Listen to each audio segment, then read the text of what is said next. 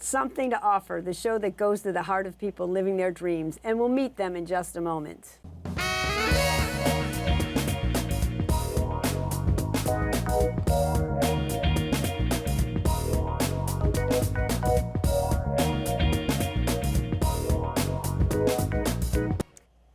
My guest today is an insightful, gifted, dedicated person who is dedicated to creating work that has viewers see the unseen, hear the voices of unheard, create compelling stories that challenge preconceived notions that others have of others in the hopes of transcending differences, promoting understanding, compassion, and community engagement. And it is not her first time with us. I'm so happy to say we were together at least 4 times. Our first time was in 2004. Our last time was in 2015. I am thrilled to have a founder and president of Paradox Films, who also works with various other documentary film companies like Backside Inc. and Firelight Media as a producer, director, chairperson, camera person, archival researcher, production coordinator, and she is an extraordinary filmmaker, and her films include Blueprint for My People, Helen Back, Mary Lou Williams, The Lady Who Swings the Band, Morning at Hemlock Farms, and Windows, to name a few. And she has also begun an interesting contribution of impressive work in still photography. So she's still telling another way of telling stories. I'm pleased to welcome Carol Bash back to the show. Thank you for being here, Carol. It's so great to see you again. Thanks, Anne-Marie. Always good to be here with you. And always neat to see the growth of Paradox and all the work you do. Thanks. So I wanted to ask right away, Carol, growing up, was there any photo in your home or piece of music or song your family sang or played that has stuck like, an indelible mark on you till this day? Yes. I can remember, just to back up, my father played classical piano. My sister and I did. We were always, my sister Pam, who's also been on your show. Yes. Well, you were on with both with, well, actually, your sister and cousin, because right. you're like 4 sisters. Right. But my sister and I would always, we were creative. We would always put on shows and dance and, do all those little things, be theatrical. But the one album that I think we wore out from beginning to end was the original broadcast, the original Broadway cast album of Hair. Oh, wow. And so we were like maybe like 6 or 7. So not that we understood exactly everything that we were singing, because it's a very adult play. But you liked it. But the tunes were happening, and it was so groovy and hip that really we just played that album out and would sing all the songs because my mother saw the original. Right. I know my sister went and saw Promises on Broadway. We had that record.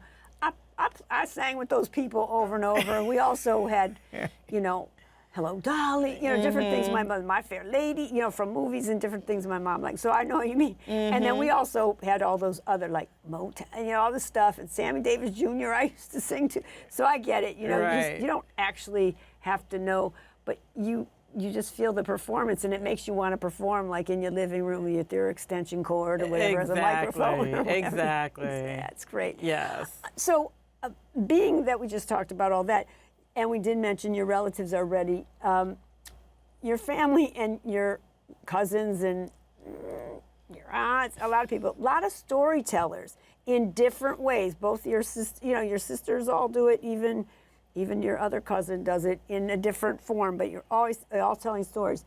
What prompted your desire to storytelling, and do you have any favorite family storyteller or a story that somebody told? Because you might not want to shout out one family member as a storyteller. Right. I won't do that. Yeah. Because I don't have a favorite. They all tell good stories. I appreciate all of us in our many genres. But I would say from a very young age, and I'm talking, 4 or 5, I always like to write. So I would tell little creative stories, usually about talking animals, something like that. I was always intrigued by mythology. I believe it was our 3rd grade teacher started teaching us some of the characters in Greek and Roman mythology, and I was just fascinated by those gods and goddesses.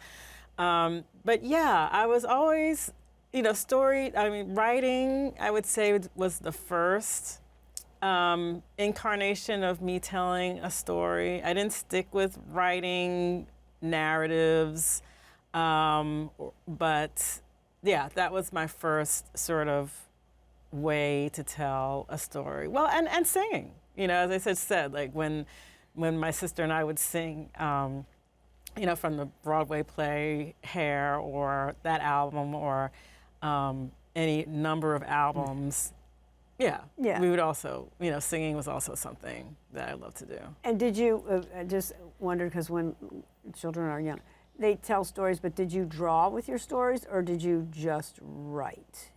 I just wrote. I was never a drawer. Okay, because sometimes people tell. Right. I was never a visual artist on that level. But you certainly are a visual artist now. different So, me. We're going to take a moment for an offering and then more with Carol, and we're going to find out what's going on at Paradox Films.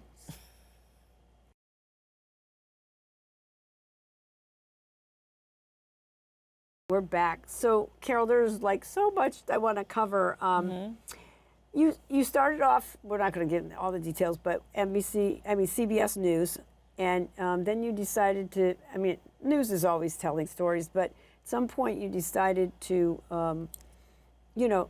devote yourself to telling stories about amazing individuals that sometimes were seen but not seen, heard but not really heard. And many of the times you were with me, it was in your process of, the one person I'm thinking of is Mary Lou Williams, her music, and that she was a very successful award-winning, and people just didn't know anything really about how she really, some people did, but masses did not know first the journey, the struggle. We're not going to tell the whole story. And then, but what she really brought to music as a female in a time when, like, it's tough to be swinging the band when, it's mostly a male-oriented thing. And I wanted to ask you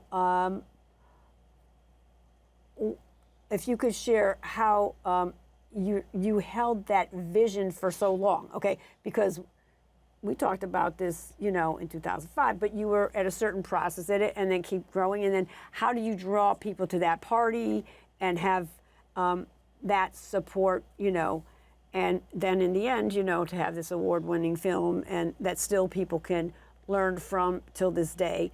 And what's it like to carry a torch for something that long? Right. So that was a lot of questions. I don't know how to answer that. But I got it. Yeah. Right. So my feature documentary film, Mary Lou Williams, The Lady Who Swings the Band, was completed in 2015. And Mary Lou Williams was a unsung jazz pianist, composer, and arranger. And as you said, a lot of jazz artists know who she is. It's a small circle, but generally the public did not know who she was. And so when I first started with this project, it was, I would say, 2005 or 4, 3. When you came on, you were already with it. Probably 2003. It took me 12 years to make this documentary film. And so But that doesn't mean for people to know. That doesn't mean she didn't make film like parts of it or treatments of it or things for people to see so that you could eventually have the people you had like in the final, like voice people, more of the people you had interviewed by. It just kept growing. Right. I mean, and right. So basically, the first thing is to try to get a trailer out, and I had multiple trailers, and you raise money, and with each funding that you get, you shoot more and more interviews. So yes, it's an ongoing process of raising money, shooting, getting more and more of the production done. And then I would say, like in 2010, I got a major grant from the independent television service, ITVS, which allowed me to stop working full time because at that time I was also working on other documentaries working with other people, production teams. companies. Yeah. Exactly. So that allowed me to sort of finish the film, and it took, well, I guess 5 years to finish right. And it you got full time. the people you wanted for voice. And so, right, just incredible talent attached. Alfre Woodard was the narrator, who did the voice of Mary Lou Williams, and Delroy Lindo was one of the voiceovers, as well as Wendell Pierce. Incredible jazz artists like the late Jerry Allen and Esperanza Spalding and Terry Lynn Carrington and Wycliffe Gordon. I mean, I'm blessed to have the incredible talent that I did attached to the film. But I think like what kept me going all those years was, if you put it out there, hey, I'm going to do this documentary film. And I was also lucky in my film world to have the support of very renowned documentary filmmakers. My mentor is Stanley Nelson and Sam Pollard.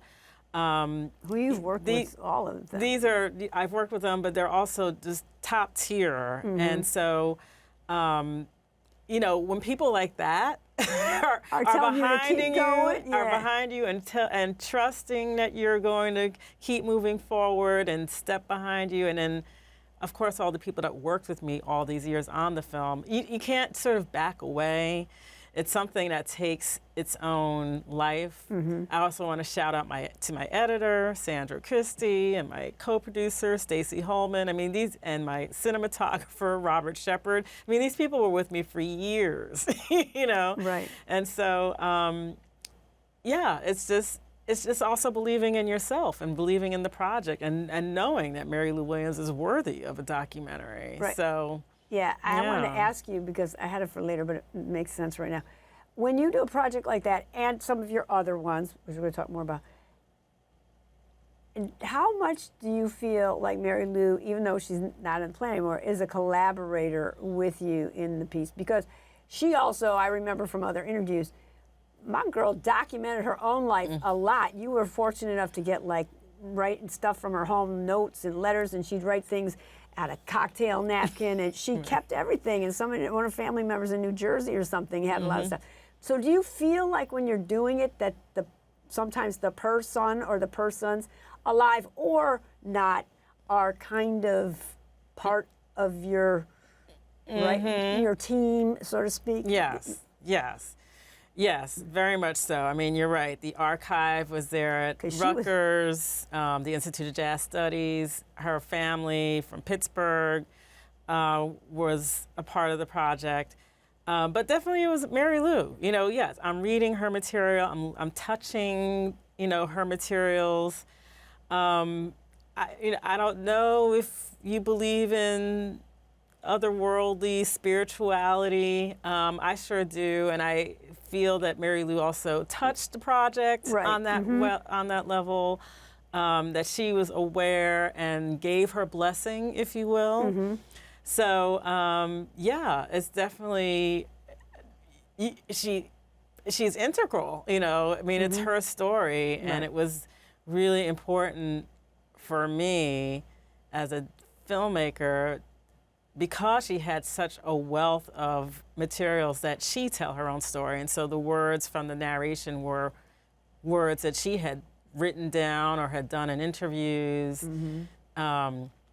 Absolutely, she was a collaborator in Yeah. telling her story. Right. Yeah, I figured you can't really, they're like right on your shoulder or something. Yes. And not that we're going to get in, there was so many other films and stuff to talk about, but also she did so much, but she also had a lot of painful parts of her life. Like, I didn't even remember, and I was looking at the clip again, I didn't know, like, she, because they would have liked her to be more like Hazel Scott, and you came on with somebody who did a book about Hazel Scott too. But and that woman was more like she was the Barbie, kind of like gave everybody. But Mary Lou was like Mary Lou. She did her business, her job. She wasn't trying to be extra whatever.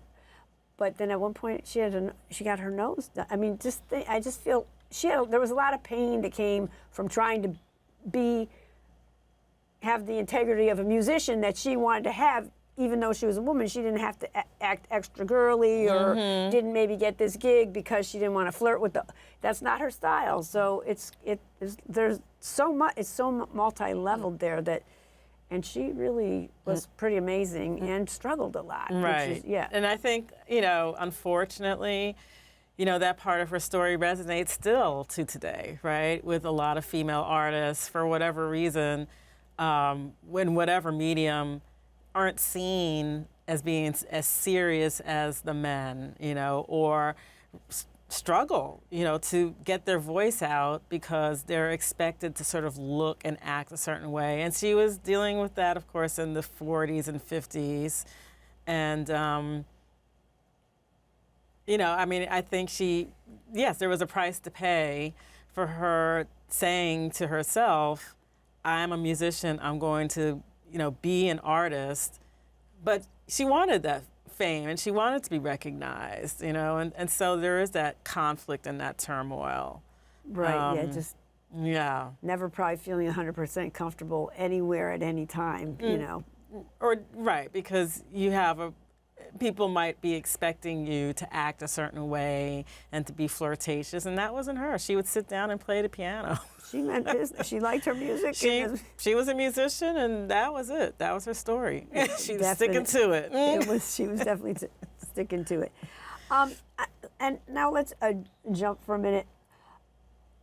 I want to talk about the film company. How did you do that? Like, when did you decide to make that company, and how does it dovetail in with some of the other things you currently do now?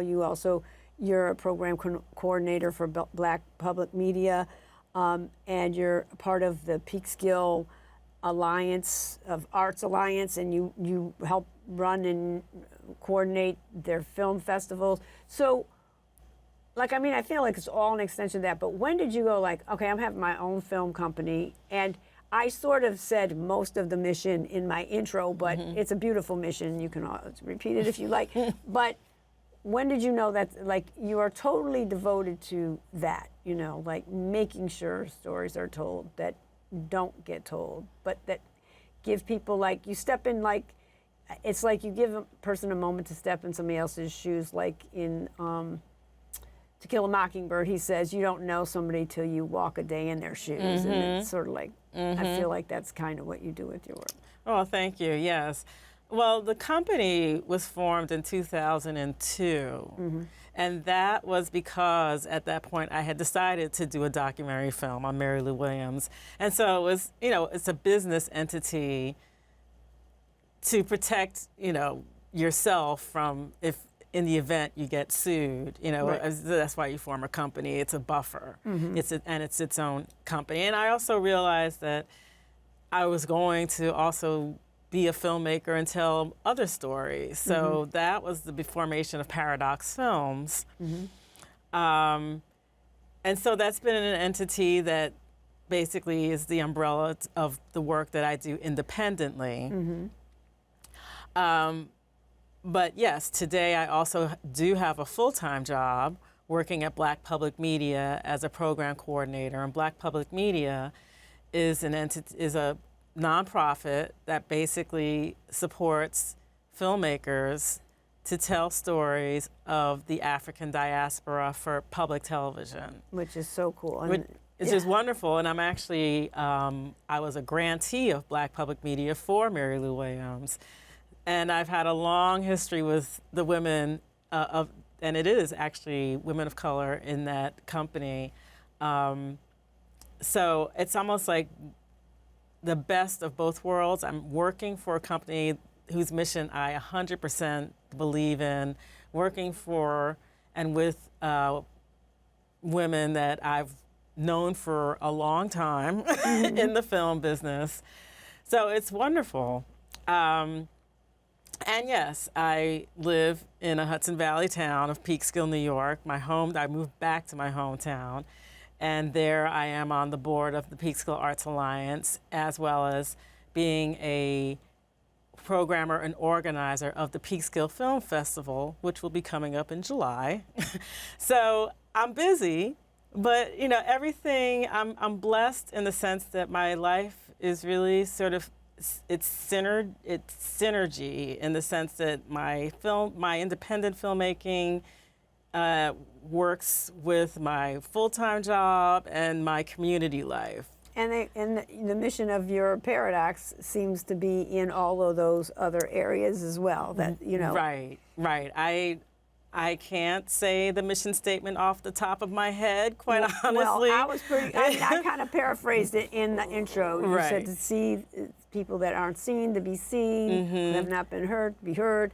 Who walk amongst us, who are not felt. Yep. Right. And get rid of preconceived notions, and then create community. I mean, it's a beautiful state. Thank you. Just go to Paradox Films and look at, because then you can go look at all the clips that we're not going to get to show today. But Yes, I mean, the mission of my company and for me as a filmmaker is to tell those underrepresented stories. Right. I wanted to ask about, let's take an offering, and then we're going to come back and talk about your new music video, and then we'll get into some of the other. Okay, we'll take a moment for an offering.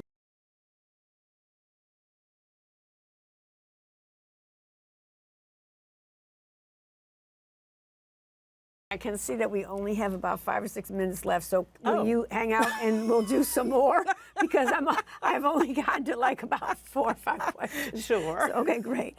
I wanted to ask, you just were in a film festival for a music video that you directed. It's called Windows. Can you share a bit about that project? It's interesting. I watched it. The first time I watched it, I was it's a lot. It's kind of like overwhelmed.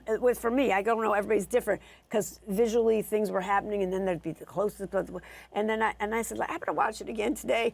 And I got so much more of the story watching again, because it first came at me, but then I think maybe that's the experience, like from the person behind the window and the person in the window, maybe but just talk about how you got attached to that project and what it's like.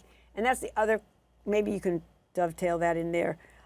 When you had people be on your teams, what's it like to be part of other teams and support visionaries too, their own creative visionaries? Right. So Windows is a music video. It's Peekskill people too, right? Right. Okay. So so I'll start again. Windows is a music video, and it's a music video of the song Windows, which is written and performed by my friend Paul J.M., Future One. And he is a musician from Peekskill, and he's a bassist, guitarist, and drummer, and lyricist and singer, obviously. So this is his song from his new album, Do We Need Another Psycho? Which is, you can get on Bandcamp and SoundCloud and all those platforms. So Paul's a friend, and when he came out with his new album, we were talking, and I said, if you want a music video, I can do that. And so that is what we agreed upon. And so to do the music video, I also worked with another friend of mine, Christopher Fox, who is the cinematographer. And Chris is actually the programmer and director of the Peekskill Film Festival. So I've had a long history with Chris. And it was really a two-person band, me and Chris, coming up with the concept, and Paul being the artist, and Liz, who was the woman in the video, the other talent, filming around Peekskill, And the filming style is very interesting. It goes in and yeah. Well, so the song is Windows. And there were windows. People were looking. Right, and